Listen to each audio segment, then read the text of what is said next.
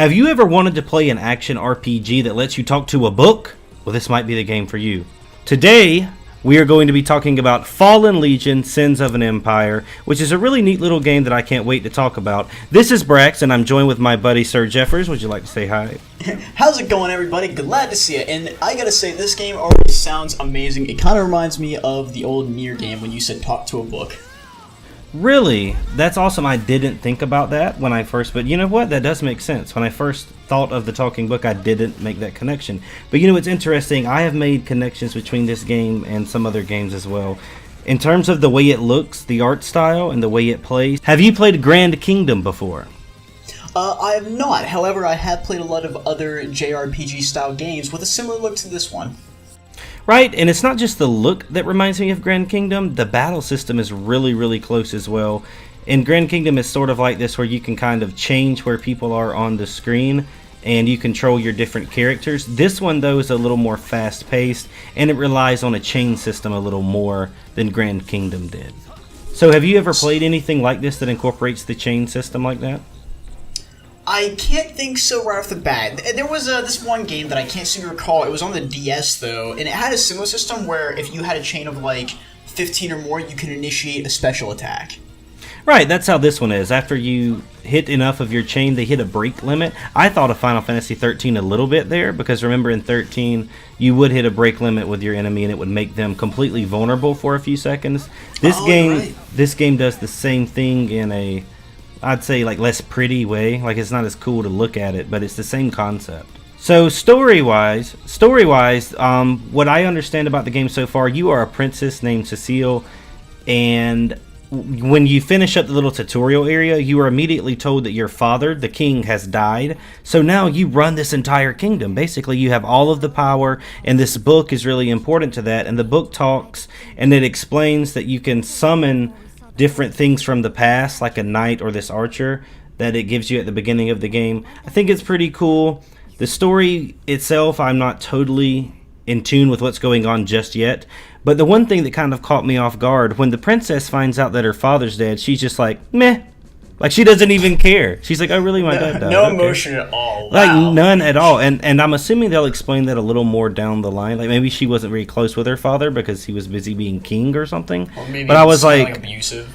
Right. But I was like, girl, your father just died, and now you're like, okay, I guess I'll just take over the kingdom. I wasn't prepared. I was prepared for this day, but I didn't think it would come so soon. And that's all she said about it. Huh. Seems a bit ridiculous. Yeah, it's a little weird. But what I do like about it, in some aspects, it was made on Unity, and this looks really good for a Unity game. It does have the side-scrolling stuff in the background that you see with that software when it's used a lot. So you can tell it's made in Unity, but they did good. It's pretty. I like the way it looks. I enjoy games made in Unity, and side-scrollers are no exception. They are definitely, like, some of my personal favorite games, because that was the era I grew up with, so I can still enjoy it. What is really catching me in this whole thing, if I may, what is really catching me is the thing about the combat system itself, the blocking in it. Yeah, the blocking is really time-based. Like, if you don't block at the right time, it's not going to work properly. And I love it, because I play a lot of Dark Souls, so I'm actually good at, like, timing blocks for parries and everything in that game. I'm sure so I feel you like are. Now, this isn't Dark Souls type difficult. It's not that fucking hard, but it's pretty hard. But it looks pretty good. Like, you can deflect, what was that? You deflected an arrow back? Was that what that was? Yeah, that's what's neat about it. Not only do you block, if you time it correctly, you can deflect, and it how would I say this? It will shoot it back at your opponent. You know, it reverses the move, and then your opponent is left defenseless and fragile for a few seconds, so you can just really just bam, bam, bam, bam, and tear them up. Very nice. I feel like this game has taken elements from its combat from a few other games, but somehow refined them and made it into its own. Yeah, that's what I think it is too. It's a bunch of other games kind of meshed into one, but it works. It's fun enough. And this is one of those games that I could see being like a PS Vita title and a PS4 title, and they're kind of releasing it at the same time. So that makes sense to me. It's not super duper awesome. Would you pay $20 looking at it? Because playing it, I'll say, if I was a huge action RPG fan, I would buy this for $20. But I've played games like this before, and I feel like I would be telling someone if they bought it for $20, you're probably going to be playing something that you feel like you've played before. And that's my only reserve about telling someone to pay $20 for it. Of course, and as I mentioned before myself, I have played a lot of similar JRPG games, but however, the way this looks, and even though I didn't get to play it personally, just from watching this, I feel like it's something I would like to get into, but $20 might be just a little bit too high. Honestly, I could happily go 15, but 20 might just be a step too high. Well, you know, the only reason I'll excuse that $20 price tag to some degree, this is on the PlayStation Store. This isn't a Steam game. And stuff on the PlayStation Store normally does cost a little more if you think about it. Like, console games go for higher overall. So it's kind of on a different market than it would be if it were a PC game, in my opinion.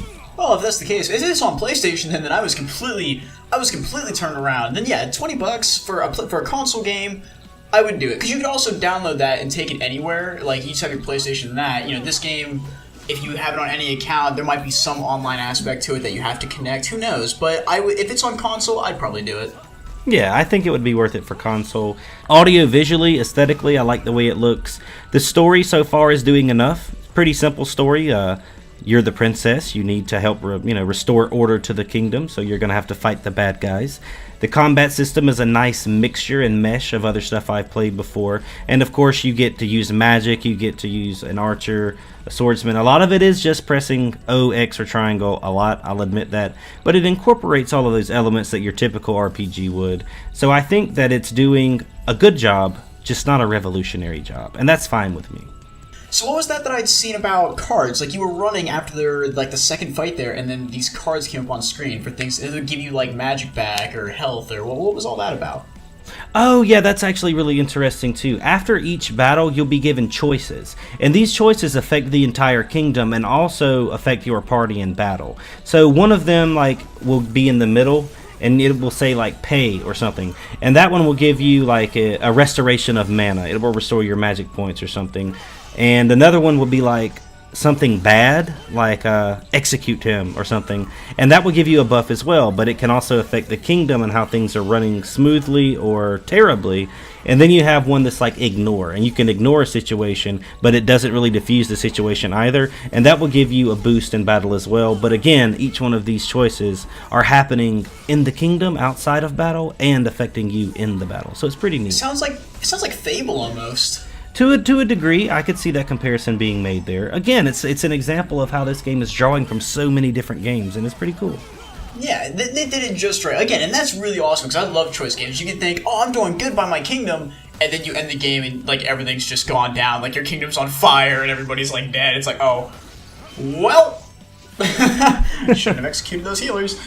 Yeah, totally. And the animations in battle, I think, could use some work as well, getting back to the battle system. I think that, they could make things look cooler. I wish they would have, because it's just kind of this figure. It's almost South Park-y, your enemies are. Not necessarily your party, but the enemies kind of wobble up to you and strike you, and then they back up. And it doesn't look as good as it could. It looks okay. I see. Well, final thoughts? Final thoughts, if you love action RPGs, I would say this is worth trying out and picking up on the PlayStation 4. If you're not really into this sort of thing, I don't think this would be a good game to start with. If you're not familiar with the genre, try to pick up something else and then maybe work your way into games like this. I think this is just for hardcore fans of the genre, to be honest. I can agree with that. I think I personally myself feel that it looks like a great game. It takes a lot of elements. It uses a lot of elements from other games that I personally enjoy in those other games. So I think I might look up picking it up, honestly, and check it out for sure. Yeah, I totally think you should, because I know you are a fan of the genre, and I think you might actually enjoy this game. So guys, that is Fallen Legion, Sins of an Empire. If you are interested, check it out on that PlayStation Store. If you enjoyed this video, be sure to watch some more of our videos. This has been Brax. And I'm Sir Jeffers. And we'll see you guys on the next one. Bye-bye.